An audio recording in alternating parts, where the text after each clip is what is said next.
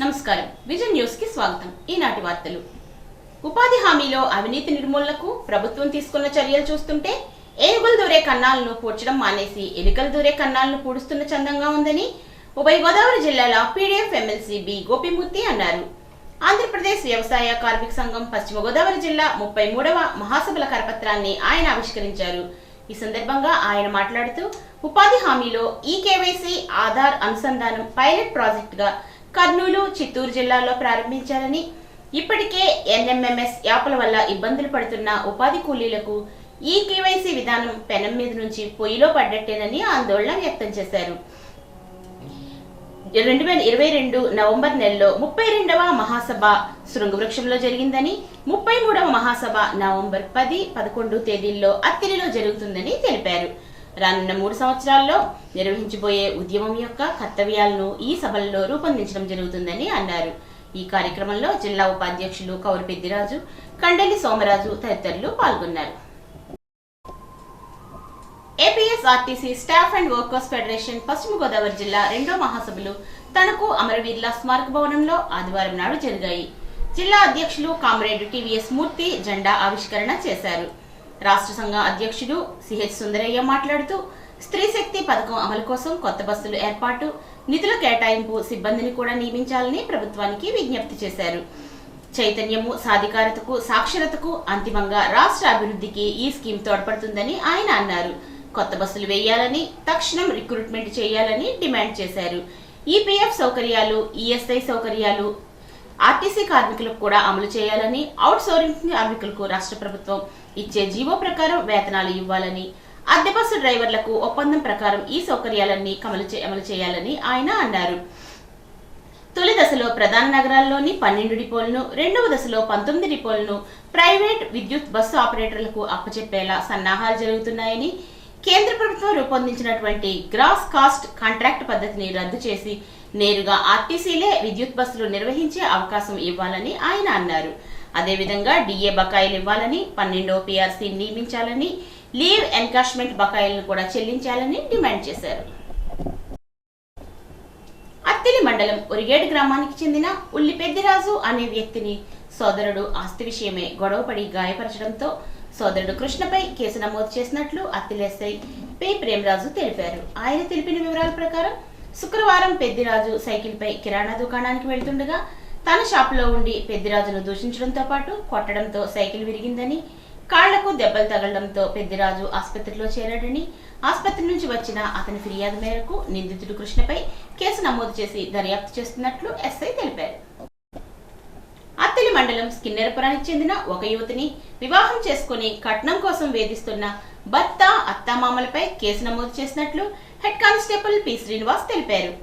ఆయన తెలిపిన వివరాల ప్రకారం గత ఫిబ్రవరి 14న ఎండగండి గ్రామానికి చెందిన గంగుల సతీష్ కుమార్ తో ఆమెకు వివాహం జరిగిందని, వివాహ సమయంలో 40 లక్షల రూపాయల నగదు, 36 కాసుల బంగారం, 5 కిలోల వెండి సామాగ్రి ఇచ్చినట్లు తెలిపారు. నిందితుడు జర్మనీలో ఉద్యోగం చేయడంతో పుట్టింటి నుండి ఆస్తులు అమ్మి డబ్బు తేవాలని అత్తమామలు వేధిస్తున్నారని, గత నెల 17న నిందితుడు అత్తమామల ఇంటికి వచ్చి బెదిరించడంతో ఆమె పోలీసులకు ఫిర్యాదు చేసిందని అన్నారు. దీనిపై కేసు నమోదు చేసి దర్యాప్తు చేస్తున్నట్లు తెలిపారు. మార్టేరుకి 1/2 కిలోమీటర్ దూరంలో కైలాసవనం నుండి రెడ్డి యూత్ అసోసియేషన్ వారు 1 లక్ష రూపాయలతో కైలాసవనాన్ని నిర్మించారు. ఆఖరి మజిలీ పరిపూర్ణంగా ప్రశాంతంగా వెళ్లాలని నిర్మించిన కైలాసవనం దగ్గర చెత్త వేసి అంటిస్తున్నారని ఆరోపించారు. చెత్త అంటించినప్పుడు సెక్యూరిటీ లేకుండా వదిలేస్తున్నారని, మంటలు ఎక్కువగా పెట్టడంతో ఆచంట నుండి వచ్చే వెహికల్స్ గాని, బస్సులు గాని మార్టేరు నుండి ఆచంట వైపు వెళ్లే వాహన చోదకులకు, బాటసారులకు ఎదురుగా ఏమి వస్తుందో కనిపించడం లేదని, ఆ పొగ వల్ల నిత్యం ప్రయాణించేటటువంటి ప్రజలు అవస్థలు పడుతున్నారని తెలిపారు. ఆచంట శాసనసభ్యుడు, జిల్లా అధికారులు ఈ విషయమై బాధ్యత తీసుకోవాలని కోరారు. నిడదవోలు మండలం పెండియాల గ్రామ నివాసి ఉల్లూరి చిరంజీవి 2న గోదావరిలో మునిగిపోగా ఇంతవరకు మృతదేహం లభ్యం కాలేదు. ఎస్డీఆర్ఎఫ్ బృందం, నిడదవోలు ఎంఆర్ఓ నాగరాజు నాయక్, పెండియాల జనసేన నాయకుడు ఇంద్రాగౌడ్, గ్రామస్తులు పడవల సహాయంతో 3వ రోజు కూడా గోదావరిలో గాలింపు చర్యలు చేపట్టారు. ఆంధ్రప్రదేశ్ ప్రజానాట్య మండలి పునర్నిర్మాణ నాయకులు ఎంజీ రామారావు 7వ వర్ధంతిని ఆంధ్రప్రదేశ్ ప్రజానాట్య మండలి పశ్చిమ గోదావరి జిల్లా సమితి ఆధ్వర్యంలో ఘనంగా నిర్వహించారు. ఈ సందర్భంగా రామారావు సేవలను పలువురు కొనియాడారు. దెందులూరులో రెండవ రోజు సైతం కొనసాగుతున్న ఆటో డ్రైవర్ల సేవలో కార్యక్రమ సంబరాలు ఆదివారం ఉదయం పెదవేగి మండలం పినకడవిగరంలో Yuvashakti auto owners and workers association ఆధ్వర్యంలో థ్యాంక్ యూ కార్యక్రమంలో ఆటో డ్రైవర్ సోదరులతో కలిసి ముఖ్యమంత్రి చంద్రబాబు, ఉప ముఖ్యమంత్రి పవన్ కళ్యాణ్ చిత్రపటాలకు పాలాభిషేకం చేసి దెందులూరు ఎమ్మెల్యే చింతమనేని ప్రభాకర్ మాట్లాడుతూ రాష్ట్రంలోని పేద, బడుగు, బలహీన వర్గాలకు, శ్రామిక వర్గాలకు చెందిన ప్రతి ఒక్కరికి కూడా కూటమి ప్రభుత్వం అన్ని విధాలుగా అండగా నిలిచి వారి సంక్షేమానికి చిత్తశుద్ధితో కృషి చేస్తుందని అన్నారు. మహిళలకు ఉచిత ఆర్టీసీ బస్సు ప్రయాణం ద్వారా ఉపాధి తగ్గిన గ్రామీణ ప్రాంతాల్లోని ఆటో డ్రైవర్లకు సైతం ప్రత్యామ్నాయ అవకాశాలు కల్పించి కూటమి ప్రభుత్వం అండగా ఉంటుంది అని హామీ ఇచ్చారు. పాలకొల్లు పట్టణంలో గల చైతన్య ఒలింపియాడ్ స్కూల్ నందు 10వ తరగతి చదువుతున్న విద్యార్థులకు ప్రిన్సిపల్ శ్రీదేవి ఆధ్వర్యంలో ఉచిత ధ్యాన శిక్షణ కార్యక్రమాన్ని నిర్వహించారు. ఈ కార్యక్రమంలో పశ్చిమ గోదావరి జిల్లా పిరమిడ్ జిల్లా కోఆర్డినేటర్ కేవిడి ప్రసాద్ పాల్గొని జ్ఞానబోధ చేసి ధ్యాన శిక్షణ ఇచ్చారు. ఈ సందర్భంగా ప్రసాద్ మాట్లాడుతూ విద్యార్థులు ధ్యానం చేయడం ద్వారా ఏకాగ్రత, జ్ఞాపక శక్తి ఎక్కువ కాలం గుర్తుండి పరీక్షలంటే భయం లేకుండా ఉంటుందని అన్నారు. అందరితో సామూహిక ధ్యానం ఆయన చేయించారు. ఈ కార్యక్రమంలో ఉపాధ్యాయులు, ధ్యానస్తులు పాల్గొన్నారు.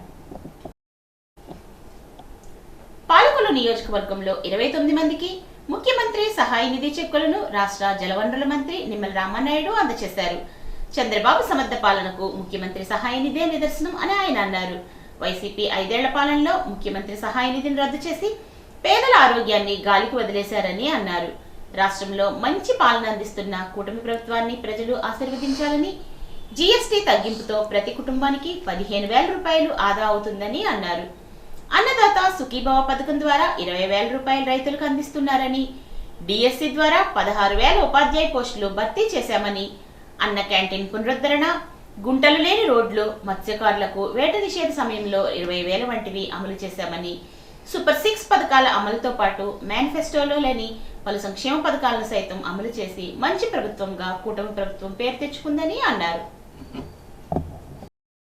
వారం కూడా ఎవరైతే మరి ఆసుపత్రుల్లో చికిత్స చేసుకుని బిల్లులు తీసుకొచ్చారో వాళ్ళందరికీ కూడా ముఖ్యమంత్రి సహాయ నిధి చెక్కులు అందజేస్తున్నామని అంటే ఈ ప్రభుత్వం చంద్రబాబు నాయుడు గారు, పవన్ కళ్యాణ్ గారు వీరిద్దరికీ అండగా నరేంద్ర మోడీ గారు వాళ్ళ ముగ్గురు పైన కష్టపడి పనిచేస్తూ ఉంటే క్రింది స్థాయిలో, గ్రామ స్థాయిలో మన తెలుగుదేశం, జనసేన, బీజేపీ నాయకులు కష్టపడి పనిచేయడం ద్వారా మీ అందరికీ కూడా ఆదుకోవాలి, సేవ చేయాలనేటువంటి దృక్పథం ఉన్నటువంటి నాయకత్వం ఉండడం వల్ల ఇది సాధ్యమవుతుంది.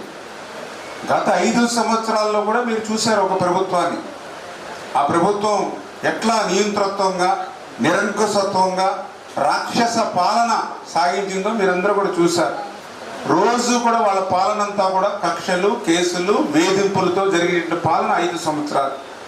ఎప్పుడు కూడా ఇలాగ మనస్ఫూర్తిగా అరే నీకు కష్టం వచ్చింది, ఆసుపత్రిలో వైద్యం చేయించుకున్నావు, నీకు 50,000 అయింది, 1,00,000 అయింది, 5 లక్షలు అయింది, 10 లక్షలు అయింది, కొంత మేము ప్రభుత్వం నుంచి కూడా సాయం చేద్దామనేటువంటి మనసు 5 సంవత్సరాల్లో జగన్మోహన్ రెడ్డి గారి దగ్గర నుండి మీ గ్రామంలో ఉండేటువంటి ఏ నాయకుడికి కూడా గత 5 సంవత్సరాల్లో రాలా. మళ్ళీ ఈరోజు అటువంటి సేవ మళ్ళీ ఈరోజు మేము చేస్తూ ఉన్నాం. మరి గత 5 సంవత్సరాల్లో ఆ యొక్క నాయకత్వం అంతా కూడా వాళ్ళ దృష్టి అంతా కూడా ఈరోజు శాండ్ మీద ఎంత వస్తుంది, లిక్కర్ మీద ఎంత వస్తుంది, విలువైనటువంటి భూముల్ని కబ్జా చేస్తే ఎంత వస్తుంది, విలువైనటువంటి గనుల్ని మైండ్స్ ఏవైతే ఉన్నాయో వాటిని కబ్జా చేస్తే ఎంత వస్తుంది అనేటువంటి ఆలోచనతోటే ఆ రోజు ఉన్నటువంటి ప్రభుత్వం పనిచేసింది తప్ప ఇట్లా పేదవాళ్ళని ఆదుకోవాలి అనేటువంటి ఆలోచన ఆ రోజు రాకపోవడం చాలా దురదృష్టకరం. నీతిగా, నిజాయితీగా, నిబద్ధతతో ప్రజల కోసం పనిచేసేటువంటి తెలుగుదేశం, జనసేన, బీజేపీ ప్రభుత్వాన్ని మీరు ఆశీర్వదించడమే కాదు, మీరు ఇంకొక 10 మందికి, 100 మందికి, 1000 మందికి చెప్తూ ఈ ప్రభుత్వాన్ని ముందుకు తీసుకెళ్లాలని చెప్పి మరొక్కసారి మీ ద్వారా తెలియజేసుకుంటూ. అంబేద్కర్ కోనసీమ జిల్లా కొత్తపేట నియోజకవర్గం ఆలమూరు మండలం చొప్పెల్ల జాతీయ రహదారిపై ఒక యువకుడు రాంగ్ రూట్ లో బైక్ నడుపుతూ మద్యం మత్తులో ఊగుతూ అతివేగంగా వస్తున్న కారుపైకి దూసుకుని వెళ్లాడు. యువకుడు నడుపుతున్నటువంటి బైక్ నేరుగా ఎదురుగా వస్తున్న కారును ఢీకొట్టడంతో ముందు భాగం, బానెట్, బంపర్ తీవ్రంగా ధ్వంసమయ్యాయి. ప్రమాద తీవ్రతకు బైక్ పూర్తిగా నుజ్జునుజ్జయి రోడ్డుపై పడిపోగా యువకుడు కారు బ్యానెట్ పై విండ్షీల్డ్ పగిలిన చోట కూర్చుండిపోయాడు. ప్రమాదం జరిగిన సమయంలో మద్యం సేవించి ఉండడాన్ని స్థానికులు తెలిపారు. రోడ్డుపై వాహనాలు రాకరమకలు నిలిచిపోగా స్థానికులు, ప్రయాణికులు వెంటనే స్పందించి సహాయక చర్యలు చేపట్టారు. ఈ సంఘటనకు సంబంధించి పూర్తి వివరాలు, యువకుని ఆరోగ్య పరిస్థితిపై మరింత సమాచారం తెలియవలసి ఉంది. ఈ వార్తలకు స్వల్ప విరామం.